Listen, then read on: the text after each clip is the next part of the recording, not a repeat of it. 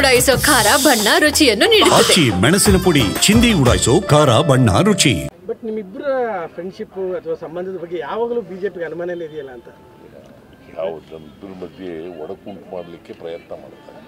ಲಾಭ ತಗೊಳ್ಳಿಕ್ಕೆ ಅಂತಾನೆ ಸರ್, ಒಡಕುಂಟು ಮಾಡ್ಬಿಟ್ಟು ಲಾಭ ಆಗುತ್ತೆ ಅಂತ ಅವ್ರಿಗೆ ರಾಜಕೀಯ ಲಾಭ ಮಾಡ್ತೀವಿ ಅಂತ ಭ್ರಮೆನಲ್ಲಿದ್ದಾರೆ ಅವರು. ಭ್ರಮೆ ಯಾವಾಗಲೂ ಕೂಡ ಭ್ರಮೆನಲ್ಲೇ ಇರಬೇಕು. ಸರ್, ಈಗ ಡಿಜಿಟಲ್ ಪೇಮೆಂಟ್ ವಿಚಾರ ರಾಜ್ಯದಲ್ಲಿ ಚರ್ಚೆ ಆಗ್ತಾ ಇದೆ. ಅಂದ್ರೆ ಸಣ್ಣ ವ್ಯಾಪಾರಿಗಳಿಗೆ ಟ್ಯಾಕ್ಸ್ ಜಾಸ್ತಿ ಆಗ್ತದೆ, ಅದನ್ನ ಮಾಡಿರೋದು ರಾಜ್ಯ ಸರ್ಕಾರ. 10 ಲಕ್ಷ 20 ಲಕ್ಷ ಟ್ಯಾಕ್ಸ್ ಬರ್ತಾ ಇದೆ. GST ಮಾಡಿರೋರು government of India. GST council ಅಂತ ಇದೆ, ಅದು ಸ್ಟೇಟ್ ಗೌರ್ಮೆಂಟ್ ಅಧೀನದಲ್ಲಿ ಇಲ್ಲ, ಅದಿರೋದು ಗೌರ್ಮೆಂಟ್ ಆಫ್ ಇಂಡಿಯಾ ಅಧೀನದಲ್ಲಿ ಇರ್ತಕ್ಕಂಥದ್ದು.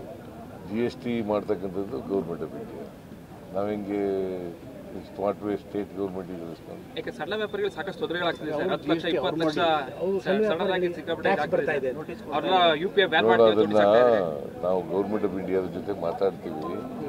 ನಮ್ದೇನಾದ್ರು ಇದ್ರೆ ನಾವು ಕಮರ್ಷಿಯಲ್ ಟ್ಯಾಕ್ಸ್ ಜೊತೆ ಮಾತಾಡಿ ತೀರ್ಮಾನ. ಸರ್, ಸಾಧನಾ ಸಮಾವೇಶದ ಬಗ್ಗೆ ಬಿಜೆಪಿ ಸಾಕಷ್ಟು ಮಾತಾಡ್ತಾ ಇದ್ರು. ನನಗೆ ಉತ್ತರ ಸಿಕ್ಕಿದ್ಯಾ ಸರ್ ಅವ್ರಿಗೆ ಅಂತ? ಯಾವ್ದು ಸಾಧನಾ ಸಮಾವೇಶದ ಬಗ್ಗೆ ತುಂಬಾ ಮಾತಾಡ್ತಾ ಇದ್ರು. ಅಸೆಂಬ್ಲಿಯಲ್ಲಿ ಮಾತಾಡಲಿ ಬನ್ನಿ. 2 ವರ್ಷದ ಸಾಧನಾ 2 ವರ್ಷ ತುಂಬಿದಾಗ ನಾವು ಆಗ ಸಭೆ ಮಾಡಿದ್ದೀವಿ ವಿಜಯಪುರದಲ್ಲಿ. ಎಲ್ಲಿ? ವಿಜಯನಗರದಲ್ಲಿ ಮಾಡಿದ್ದೀವಿ. ಸೊ ಅಲ್ಲಿ ಸುಮಾರು 2 ಲಕ್ಷಕ್ಕೂ ಹೆಚ್ಚು ಜನ ಸೇರಿದ್ರು. ಅದರ ಅರ್ಥ ಏನು? ಅವ್ರು ಹೇಳೋದು ಬರೀ ಸುಳ್ಳು. BJPಯವರು ಹೇಳ್ತಾರೆ ಇದೆಲ್ಲ ಬರೀ ಸುಳ್ಳು. ಹಾಗಾದರೆ ಗ್ಯಾರಂಟಿ ಯೋಜನೆಗಳೇ ಕಾಪಿ ಮಾಡಿದ್ರು ಅವರು. ನಮ್ಮ ಸಾಧನೆಗಳು